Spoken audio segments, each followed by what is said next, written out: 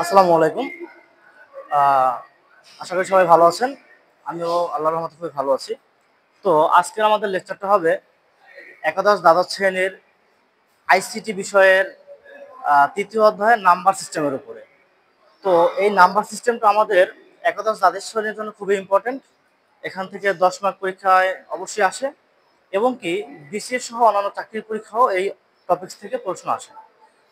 ওরাকলের coaching centre যে lecture sheet আছে, তার আইসিটি লেকচার শিটের ৩য় লেকচার শিটটা এই নাম্বার সিস্টেমের। তো আজকে আমাদের লেকচারটা হবে নাম্বার সিস্টেমের উপরে। তো আমরা যদি প্রথমে বলি নাম্বার সিস্টেম কি, হ্যাঁ, নাম্বার সিস্টেম কত প্রকার? নাম্বার সিস্টেম হচ্ছে 4 প্রকার। অর্থাৎ আমরা যে 10, 20, 30, 40, 50 এই যে আমরা যে গণনা করি, এটা কোন নাম্বার সিস্টেম আমরা বলি? এটা হচ্ছে কি ডেসিমেল নাম্বার সিস্টেম। ওকে, তো এরকম সংখ্যা পদ্ধতি আমাদের 4টা আছে।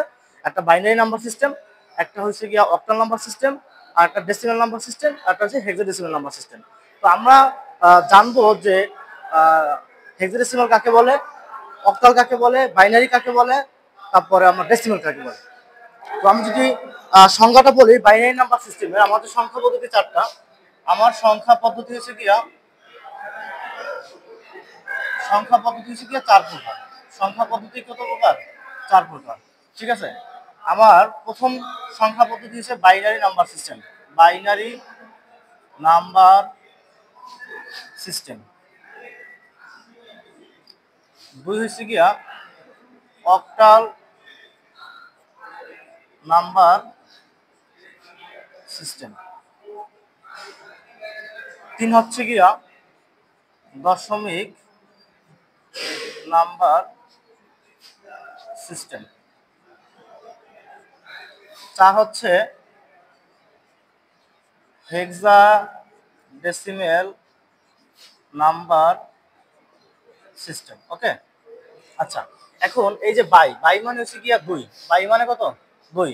এই যে অক্টা মানে হচ্ছে গিয়া 8। এই যে 10 মানে তো 10, দশমিক মানে 10। আর এই যে হেক্সা মানে হচ্ছে গিয়া 6, ডেসিমেল মানে হচ্ছে গিয়া 10, অর্থাৎ মোট হচ্ছে কত? 16। তাহলে এটা বেস হবে 16। অর্থাৎ এই বাইনারি নাম্বার সিস্টেমের বেস 2, অক্টাল নাম্বার সিস্টেমের বেস 8, দশমিক নাম্বার সিস্টেমের বেস 10, হেক্সাডেসিমেল নাম্বার সিস্টেমের বেস 16। এখন আমি যদি বলি বাইনারি নাম্বার সিস্টেম কাকে বলে, অর্থাৎ আমি যদি বলি যে সংখ্যা পদ্ধতিতে শুধুমাত্র 0 এবং 1 ব্যবহার করা হয়, সেই নাম্বার সিস্টেমটা হচ্ছে সংখ্যা মানে বাইনারি নাম্বার সিস্টেম। অর্থাৎ 0 এবং 1, এই নাম্বারের বেস যেহেতু 2, তাহলে তার মান হবে 0 আর 1 এর ভিতরে, এর বাইরে যাওয়া যাবে না। যদি 0, 1, 2 হয়, তাহলে সেটা বাইনারি নাম্বার সিস্টেম হবে না, সেটা হবে গিয়া 3 ভিত্তিক নাম্বার সিস্টেম, অর্থাৎ 3 ভিত্তিক সংখ্যা পদ্ধতি। আর এটা হচ্ছে 2 ভিত্তিক। হ্যাঁ, তাহলে বাইনারি নাম্বার সিস্টেমের বিটগুলো হবে কি 0 আর 1। যেহেতু অক্টাল নাম্বার সিস্টেমের বেস 8, তাহলে তার মান হবে 0 থেকে 7 পর্যন্ত। 0 থেকে 7 পর্যন্ত, অর্থাৎ 0, 1, 2, 3, 4, 5, 6, 7, 7 পর্যন্ত হবে। আবার দশমিক নাম্বার সিস্টেমের বেস যেহেতু 10, তাহলে তার সংখ্যা হবে 0 থেকে 9 পর্যন্ত, অর্থাৎ 0, 1, 2, 3, 4, 5, 6, 7, 8, 9। ওকে, যেহেতু হেক্সাডেসিমাল নাম্বার সিস্টেম 16, তাহলে তার মান হবে 0 থেকে 15 পর্যন্ত। তবে এক্ষেত্রে একটা ভিন্নতা আছে, যেটা 0 থেকে 15 যদি হয়, আমার 0 থেকে 9 পর্যন্ত আমি স্বাভাবিক নিয়মে যেভাবে লিখছিলাম সেভাবে লিখবো। আর 10-এর ক্ষেত্রে 10 না লিখে আমি লিখবো এ। হেক্সাডেসিমালের ক্ষেত্রে নিয়ম আর কি। 10-এর ক্ষেত্রে এ, 11-এর ক্ষেত্রে বি, 12-এর ক্ষেত্রে সি, 13-এর ক্ষেত্রে ডি, 14-এর ক্ষেত্রে হচ্ছে গিয়া ই, 15-এর ক্ষেত্রে হচ্ছে গিয়া এফ। ওকে, এটা হচ্ছে নাম্বার সিস্টেমের বেসিক আলোচনা। নাম্বার সিস্টেম কত প্রকার? 4 প্রকার। 4 প্রকারের বেস কার কোনটা, কাকে বলে, আর হচ্ছে গিয়া কোন কোন মানে সংখ্যা থাকবে এর ভিতরে। এখন আমি যদি অক্টাল নাম্বার সিস্টেম কাকে বলি, এটাও যদি জিজ্ঞেস করি, তাহলে বলবো যে যে সংখ্যা পদ্ধতিতে 0 থেকে 7 পর্যন্ত সংখ্যা পদ্ধতি ব্যবহার করা হয়, তাকে বলা হয় অক্টাল সংখ্যা পদ্ধতি। আমি যদি বলি দশমিক নাম্বার সিস্টেম কাকে বলা হয়, তাহলে যে সংখ্যা পদ্ধতিতে 0 থেকে 9 পর্যন্ত সংখ্যা ব্যবহার করা হয় বা অঙ্ক ব্যবহার করা হয়, সেটা হচ্ছে দশমিক সংখ্যা পদ্ধতি। আমি যদি বলি হেক্সাডেসিমাল নাম্বার সিস্টেম কাকে বলে, তাহলে 0 থেকে 15 পর্যন্ত যে সংখ্যাগুলো বা অঙ্কগুলো বা যে বিটগুলো ব্যবহার করা হয়, সেই নাম্বার সিস্টেমকে বলা হয় হেক্সাডেসিমাল নাম্বার সিস্টেম। হেক্সাডেসিমাল ক্ষেত্রে আমি 10-এর ক্ষেত্রে ডাইরেক্ট 10 লিখতে পারবো না, 10-এর ক্ষেত্রে এ লিখবো, 11-এর ক্ষেত্রে বি লিখবো, 12-এর ক্ষেত্রে সি লিখবো, 13-এর ক্ষেত্রে ডি লিখবো, 14-এর ক্ষেত্রে ই লিখবো, 15-এর ক্ষেত্রে এফ লিখবো। তো আপাতত এতটুকু খাতা তুলে নাও, পরের লেকচারে আমি বলতেছি আবার। আচ্ছা, এখন আমরা যদি বলি যে বাইনারি সংখ্যার রূপান্তর বা ট্রান্সফরমেশন, আমি যদি দশমিক সংখ্যা পদ্ধতি থেকে অন্য সংখ্যা পদ্ধতিতে নিতে চাই, তাহলে আমি কি করব? দশমিক সংখ্যা পদ্ধতি থেকে যদি আমি অন্য সংখ্যা পদ্ধতিতে কনভার্ট করতে চাই, তাহলে আমি কি করব? তাহলে দশমিক সংখ্যা পদ্ধতিতে থেকে আমি যদি অন্য কোনো সংখ্যা পদ্ধতিতে নিতে চাই, যে সংখ্যা পদ্ধতিতে নেব সেই সংখ্যা পদ্ধতির বেস দ্বারা ভাগ দিব। তাহলে আমি যদি একটা সংখ্যা লিখি এখানে যে আমার 14 আছে দশমিকে, 14 কিছু আছে দশমিক আছে, এটা যদি আমি বাইনারিতে নিতে চাই, তাহলে আমি বলছি দশমিক সংখ্যা পদ্ধতিকে যে সংখ্যা পদ্ধতিতে নেব সেই সংখ্যা পদ্ধতির বেস দ্বারা ভাগ দিব, সেই সংখ্যা পদ্ধতির বেস দ্বারা কি দেব, ভাগ দিব। তাহলে যদি আমি ভাগ দিই তাহলে এখানে বেস কত 2, তাহলে আমি 2 দ্বারা ভাগ দিলে কত হবে 7 দুগুণে 14, হাতে কোনো কিছু থাকে না, অবশিষ্ট কিছু থাকে না, তাহলে থাকে কত 0।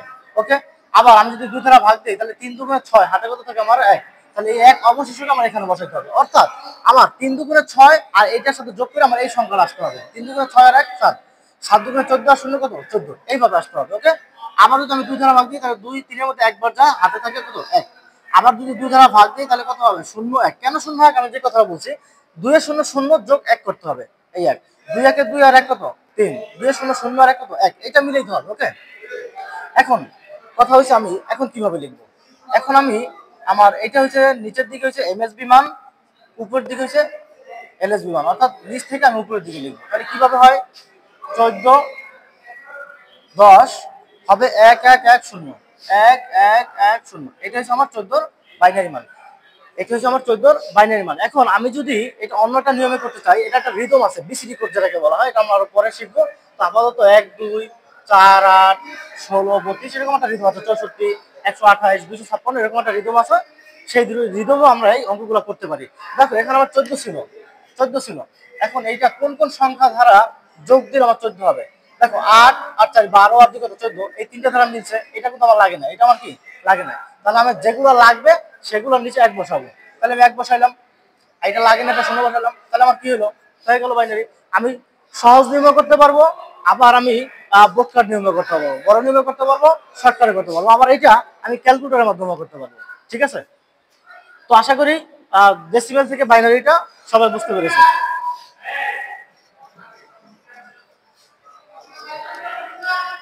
আচ্ছা, এখন আমি যদি বলি যে 40 আছে, দশমিকে 40 আছে, সেটাকে আমি অক্টাল পদ্ধতিতে নিব। কত পদ্ধতি নেব, অক্টাল পদ্ধতি নেব। যদি অক্টাল পদ্ধতি নিতে চাই, আমি বলছি দশমিক থেকে অন্য যে কোনো সংখ্যা পদ্ধতি নেই না কেন, যেই সংখ্যা পদ্ধতি নেব সেই সংখ্যা পদ্ধতির বেস দ্বারা ভাগ দিব। তাহলে আমার এখানে বেস কত আছে 8, তাহলে আমি এখন 8 দ্বারা ভাগ দিব, 8 দ্বারা ভাগ দিলে কত 5 না 40, হাতে কিছু থাকে থাকে না, তাহলে 0, 5 আর 40 আর 0 যোগ করে 40 হবে। আবার যদি আমি 5 কে 8 দ্বারা ভাগ দিতে চাই তাহলে 5 এর মধ্যে 8 ভাগ যায় না, এজন্য আমি এখানে 0 লিখবো, এখানে 5 লিখবো। ওকে, তাহলে দেখো 8 এর 0 0 আর 5 যোগ করলে আমার 5 চলে আসে। তাহলে আমার এখন এটা কি হবে, এটা আমার এমএসবি, এটা এলএসবি, এলএসবি অর্থাৎ এমএসবি আর এমএসবি পুনরুক্তি, এমএসবি হচ্ছে মোস্ট সিগনিফিকেন্ট বিট অর্থাৎ যেটা বড়, আর এলএসবি হচ্ছে লেস্ট সিগনিফিকেন্ট বিট। ওকে, তো আমি এটা কি লিখবো এখন, 40 আমার দশমিকে ছিল, আর অক্টাল এটা কি হবে 50 হবে, অক্টাল এটা কি হবে 50 হবে। আশা করি সবাই বুঝতে পেরেছো। এখন আমি যদি হেক্সাডেসিমাল বলি, এখন আমি যদি হেক্সাডেসিমাল বলতাম, আমি যদি এখন হেক্সাডেসিমাল বলতাম যে আমার আছে 65, 65, এটাকে যদি আমি হেক্সাডেসিমালে নেই, এটা যদি আমি হেক্সাডেসিমালে নেই তাহলে কি হবে, তাহলে যে সংখ্যা পদ্ধতি নেব তার সংখ্যা পদ্ধতির বেস দ্বারা ভাগ দিব। তাহলে আমি 65 কে কি দ্বারা ভাগ দিব, 16 দ্বারা ভাগ দিব। তাহলে এখানে কত হয় 4 16 64, হাতে থাকে 1, তারপর আবার এই 4 কে 16 দ্বারা ভাগ দিব, তাহলে কত 0 আর 4, তাহলে 0 16 0 0 আর 4 এর যোগ করলে 4 হয়। তাহলে এখন কি হবে, এটা এমএসবি, এটা কত এলএসবি। ওকে, তাহলে আমার 65 দশমিক থেকে যদি হেক্সাডেসিমালে নেই তাহলে কত হবে 4 আর 1, এটা আমার রূপান্তর। ওকে, এখন আমি যদি এখানে আরো বেশি নিতাম, যদি আমি নিতাম তোমার 60 নিতাম, 60 এর হেক্সাডেসিমাল মান কত, তাহলে আমি যদি 60 এর হেক্সাডেসিমাল মানের কথা বলি তাহলে আমি আবার কি 60 কে 16 দ্বারা ভাগ দিব, তাহলে দেখো 4 16 48, থাকে কত আমার 12, তাহলে আমি কি 12 লিখতে পারবো, আমি 12 লিখতে পারবো না, আমি কি লিখবো, আমি জানি a সমান সমান 10, b সমান সমান 11, c সমান সমান 12, তাহলে আমি এখানে 12 না লিখে কি লিখবো, সি লিখবো। ওকে, আবার আমি যদি এটাকে 16 দ্বারা ভাগ দিই তাহলে কত হবে 0 4, অর্থাৎ এটা এমএসবি নিচের দিকে, এটা এনএসবি। ওকে, তাহলে আমি যদি 60 কে দশমিক থেকে হেক্সাডেসিমাল নেই তাহলে অ্যান্সার কত হবে আমার 4 সি, 4 সি, অ্যান্সার এটাই শেষ। আশা করি দশমিক থেকে বাইনারিতে কনভার্ট আমরা সবাই বুঝতে পেরেছি। ঠিক আছে, দশমিক থেকে বাইনারিতে আমরা কি সবাই বুঝতে পেরেছি, আশা করি এটা নিয়ে সমস্যা হবে না পূর্ণ সংখ্যার ক্ষেত্রে। এখন আমি যদি দশমিক সংখ্যার ক্ষেত্রে বলতাম, এটা কিন্তু আমরা পূর্ণ সংখ্যার ক্ষেত্রে শেষ করছি, এখন যদি আমি দশমিক সংখ্যার ক্ষেত্রে বলতাম দশমিক সংখ্যা পদ্ধতি অর্থাৎ ডেসিমেলের যে দশমিক সংখ্যা পদ্ধতি সেখান থেকে আমি বাইনারিতে নিতে চাইতাম, তাহলে কি হইতো? আমার যদি এখন দশমিক থাকতে এরকম যে 2, 5, এটা আমার দশমিক আছে, এটা আমার কিসে আছে? দশমিক আছে। এটা যদি আমি বাইনারিতে নিতে চাইতাম, তাহলে আমি যে সংখ্যা পদ্ধতিতে নেব তার বেস দ্বারা গুণ দিব। পূর্ণ সংখ্যার ক্ষেত্রে আমি কি, পূর্ণ সংখ্যার ক্ষেত্রে আমি যে সংখ্যা পদ্ধতিতে নিয়েছি সেই সংখ্যা পদ্ধতির বেস দ্বারা ভাগ দিয়েছি। এখন আমি কি করব? দশমিকের ক্ষেত্রে যে সংখ্যা পদ্ধতিতে নিব তার বেস দ্বারা গুণ দিব। তাহলে আমি কি করব? 0.25 গুণ 2 হবে কত? 0.50। আবার এই 0.50 এর পরেরটা গুণ দিব, 0.50 গুণ কত আমার? 2। তাহলে কত হবে? 1.00। যখন আমার এই পয়েন্টের পরে 0 চলে আসবে, তারপর আমি আর কোনো কাজ করব না। আর আমি পূর্ণ সংখ্যার ক্ষেত্রে নিচ থেকে উপরে এসে হবে এমএসবি থেকে এলএসবি, আর এটা আবার উপর থেকে হবে। এটা হচ্ছে আমার এমএসবি, আর নিচেরটা হবে আমার কি? এলএসবি, অর্থাৎ উপর থেকে নিচ পর্যন্ত আমি আসবো।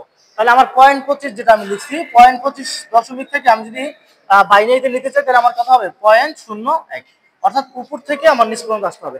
এখন এটা তো আমার 1 থেকে 1.00 মিলে গেছে, এটা কোনো জটিল অঙ্ক না। আমি যদি একটা জটিল অঙ্ক দিই এখান থেকে, জটিল অঙ্কটা আমি এইভাবে দিই যে 0.26, এটা আমার দশমিকে আছে, আমি যদি বাইনারিতে নিতে চাই তাহলে কি হবে? তাহলে আমি 0.26-কে 2 দ্বারা গুণ দিব, হবে কত? 0.52। আবার তো আমি 0.52-কে 2 দ্বারা গুণ দিই, তাহলে কত হবে? 1.04। আমি যদি 0.04-কে 2 দ্বারা গুণ দিই, তাহলে কত হবে? 0.008। আমি যদি 0.8-কে গুণ দিই, তাহলে কত হবে? 0.10। তাহলে দেখো, এই যখন দশমিক থাকবে তখন আমি সর্বোচ্চ 3 বার গুণ দেবো। 3 বার গুণ দেওয়ার পরে যদি আমার এরকম পূর্ণ সংখ্যা মানে দশমিকের বা 00 চলে না আসে, তাহলে আমি আর সামনে আগাবো না। তারপর সর্বোচ্চ আমি 4 বার করতে পারি, আর বেশি আমার করার দরকার নেই যদি আমার ওখানে না মিলে। তাহলে এখন আমি কি করব? আমার এমএসবি কোথায়? উপরে আমার এমএসবি, নিচে আমার কি? এলএসবি। ওকে, তাহলে আমি এখন এটা কি লিখবো? যে 0.26 থেকে দশমিক থেকে যদি আমি মান নিতে চাই, তাহলে 0.0100 0100। তারপর দেখো আরো কিন্তু আমি গুণ করলে আরো পাবো, তো আমি এখানে কি করব? ডট ডট ডট ডট দিয়ে এখানে আমি বাইনারি 2 লিখে দিব। তাহলে এটা হচ্ছে আমার ডেসিমেল থেকে বাইনারিতে নেওয়ার সিস্টেম। আশা করি এটা বুঝতে পেরেছো। এখন তো আমি যদি একটা দশমিক থেকে অক্টালের কথা বলি,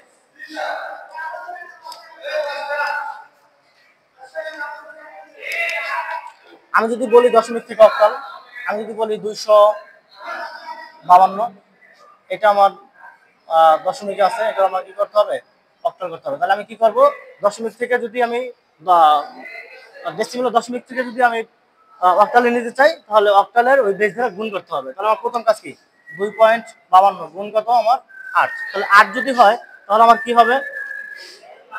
2.52 গুণ হচ্ছে 8, আমার হচ্ছে গিয়া 2.016। এখন এই দশমিকের পরটা আমি আবার গুণ দেবো, 0.16 গুণ কত? 8, অর্থাৎ 0.016 গুণ 8, তাহলে হবে কত? 0.128। এই 0.128-কে আবার গুণ দিব, 0.128-কে আবার গুণ দিব, 0.128 গুণ 8, তাহলে কত হলো আমার? 1.024। দেখো 3 বার গুণ দিছি, তারপরে কিন্তু আমার এখানে 00 চলে আসে না। তাহলে আমি কি করব? আর আমার করার দরকার নেই এখানে। তাহলে এটা আমার উপর থেকে এমএসবি আর নিচের থেকে কি? এলএসবি। তাহলে আমার মানটা কত হবে? 2.52 দশমিক থেকে আমি যদি নিতে চাই, তাহলে 0.021 ডট ডট ডট ডট দিয়ে আমি অক্টাল লিখে দেবো। তো ওইভাবে আমি যদি হেক্সাডেসিমাল করতে চাই, তাহলে আমি হেক্সাডেসিমালও করতে পারবো। আমি এই অঙ্ক দিয়ে আমি হেক্সাডেসিমাল করতে পারবো, এই অঙ্ক দিয়ে আমি হেক্সাডেসিমাল করতে পারবো। জাস্ট এটা যদি আমি এখানে বেসটা যদি আমি লিখি যে 16, তাহলে এখানে আমি 16 ধারা গুণ দেবো, এখানে 16 ধারা গুণ দেবো, এখানে 16 ধারা গুণ দেবো, ঠিক আছে? আর এই পাশে মানগুলো তোমার অবশ্যই চেঞ্জ হবে, অর্থাৎ আমার পয়েন্ট যে 252 আছে, এটাকে আমি 16 ধারা গুণ দেবো। 252 গুণ হচ্ছে গিয়া 16, আমার হচ্ছে গিয়া 4.032। আবার 0.032-কে 16 ধারা গুণ, 0.032 গুণ 16, তাহলে আমার কত হয়েছে? 512। আবার 512-কে 16 ধারা যদি গুণ দেয়, 512 গুণ হচ্ছে গিয়া 16, তাহলে হয়েছে কি আমার 8.192। দেখো 3 বার গুণ করার পর আমার এখানে কি আসে না? 00 চলে আসে না। তাহলে আমি আর কোনো কাজ করবো না এখানে, ঠিক আছে? উপর থেকে আমার এমএসবি আর নিচে থেকে আমার কি? এলএসবি। তাহলে অ্যান্সার কত হবে? 252 দশমিক থেকে যদি আমি নেই, তাহলে আমার অ্যান্সার হবে দশমিক 408 ডট ডট ডট 16। আশা করি আপনারা দশমিক থেকে বাইনারি, অক্টাল, হেক্সাডেসিমাল পূর্ণ সংখ্যার ক্ষেত্রে নিতে পারবো। আবার আমি যদি বলি দশমিক সংখ্যা আছে, দশমিক সংখ্যার বাইনারি, দশমিক সংখ্যার থেকে আমি যদি দশমিক থাকে, দশমিক সংখ্যা যদি দশমিক থাকে তাহলে দশমিক থেকে আমি বাইনারিও নিতে পারবো, অক্টালও নিতে পারবো, হেক্সাডেসিমাল নিতে পারবো। আশা করি দশমিক থেকে অন্যান্য সংখ্যা পদ্ধতি পূর্ণ সংখ্যা এবং ভগ্নাংশের ক্ষেত্রে দুইভাবে আমি নিতে পারবো। এখন আমি যে এমএসবি আর এলএসবিটা কি আসলে বিষয়টা এটা আমরা দেখি। হ্যাঁ, আমাদের এই কনভার্টটুকু শেষ। এখন আমি যদি লিখি যে 65, ঠিক আছে, 65.04, এটা যদি আমি লিখি, এটা যদি আমি লিখতে চাই তাহলে আমার হবে কি, এই যে দশমিকটা আছে এটার নাম হচ্ছে radix point, radix point, radix point, এটা হচ্ছে আমার র্যাডিক্স পয়েন্ট। আর এই যে সর্বশেষ 65, এটা হচ্ছে আমার এমএসবি, এমএসবি। আর শেষটা হচ্ছে আমার কি, এলএসবি। ওকে, এটার নাম হচ্ছে মোস্ট সিগনিফিক্যান্ট বিট, এটা হচ্ছে লেস্ট সিগনিফিক্যান্ট বিট। অর্থাৎ আমি যদি লিখি 65.04, তাহলে আমার বড় কে, সবচেয়ে বড় কে, 6 আমার কিন্তু দশকের ঘর আছে না, দশকের ঘর আছে, এই জন্য এটার নাম হচ্ছে এমএসবি, অর্থাৎ মোস্ট সিগনিফিক্যান্ট বিট। আর এই 4 সবচেয়ে ছোট, এই জন্য এটার নাম হচ্ছে এলএসবি, অর্থাৎ লেস্ট সিগনিফিক্যান্ট বিট। তো আজকে পর্যন্ত শেষ। আপনারা আশা করি সবাই বুঝতে পেরেছেন। আবার নেক্সট ক্লাসে দেখা হবে ইনশাআল্লাহ। আসসালামু আলাইকুম।